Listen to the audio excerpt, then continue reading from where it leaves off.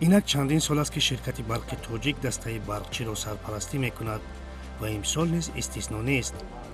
дар мулоқоте ки ҳайати кории федератсияи футболи тоҷикистон бо раҳбарияти ширкати барқи тоҷик доир намуд, гуфта шуд ки барои баромади бомуваффақонаи даста имсол маблағҳои лозима пешбинӣ шуда дар ин росто мушкилӣ нахоҳад буд. ягона мушкилоти ҷойдошта ин дар куҷо баргузор намудани бозиҳои хонагии даста мебошад, зеро то ин дам даста бозиҳои худро дар варзишгоҳи шаҳри ҳисор доир мекард ки ҳамакнун ин варзишгоҳ аз навсозӣ мешавад.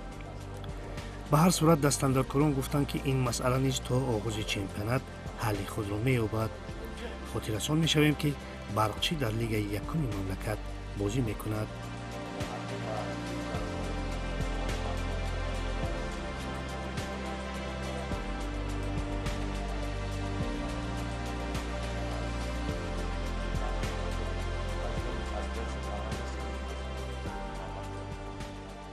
ширкати барқи тоҷик тӯли чандин солҳо аст ки бо дастаи клуби барқчӣ ҳамкориҳои зич дорад, яъне сарпарастӣ мекунад. мо ҳамасола бо ин даста шартномаи сарпарастӣ ба имзо мерасонем.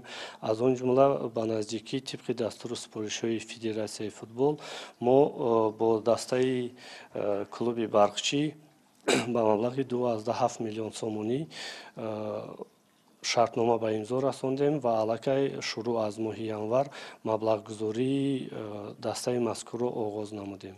яъне дар тӯли сол ба дастаи барқчӣ аз ҷониби ширкати барқи тоҷик кӯмаки молиявии сарпарастӣ дар ҳаҷми 2,7 миллион сомонӣ расонида мешавад.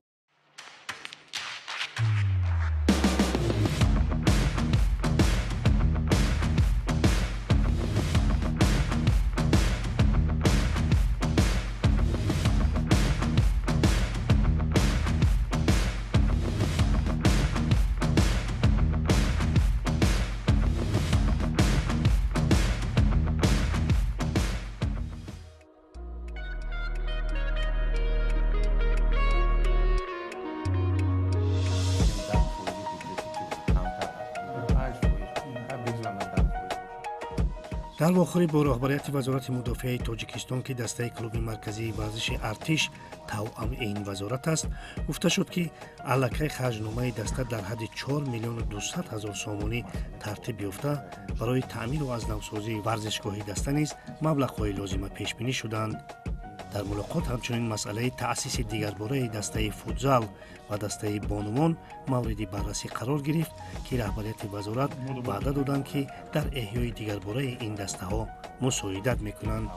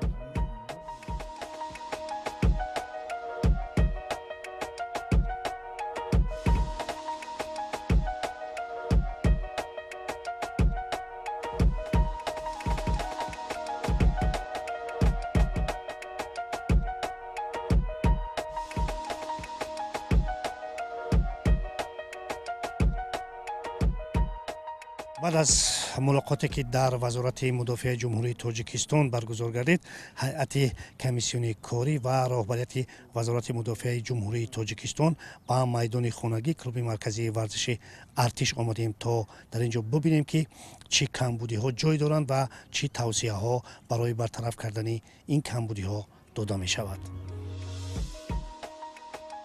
баъди вохӯрӣ ҳайати корӣ тасмим гирифт ки дар якҷоягӣ аз майдони хонагии дастаи клуби марказии варзиши артиш дидан карда бо вазъи феълии варзишгоҳ аз наздик шинос шавад. ба гуфти раҳмон муртазоев, раҳбари департаменти иншоотҳои варзишии федератсияи футболи тоҷикистон, камбудии аслӣ اینجا در استفاده قم پوشیده در میدان است.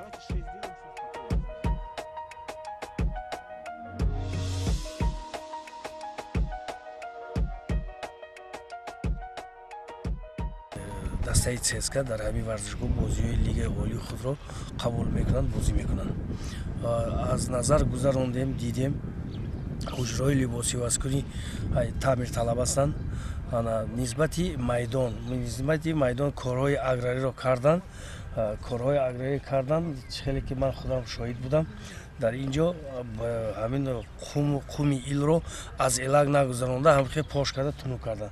در مردم خیلی گویم سنگچه و دیگر چیزهای نولازمی هستن تازه کرده میگیرن.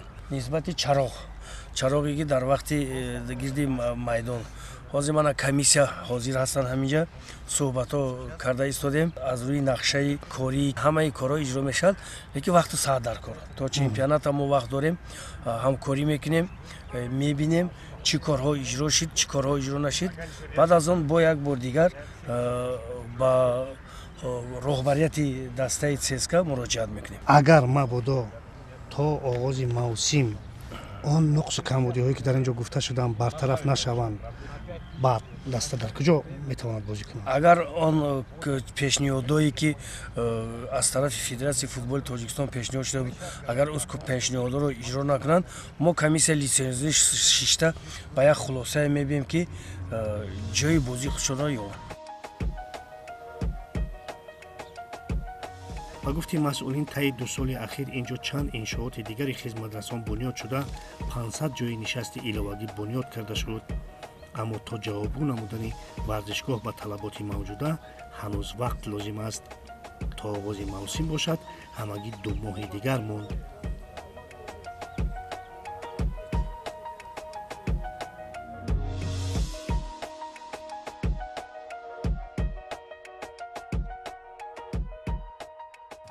چه شما دیده ایستادید ما آمادگی را برای سال موسمی 2024 از ماه دکمبر شروع نمودیم و در میدان قمپاشی 10 ماشین آورده پوشیده شد داروهای مینرالی پوشیده شد و کوشش میکنیم که تا موسم ورزشگاه ما با پرایی آماده شود.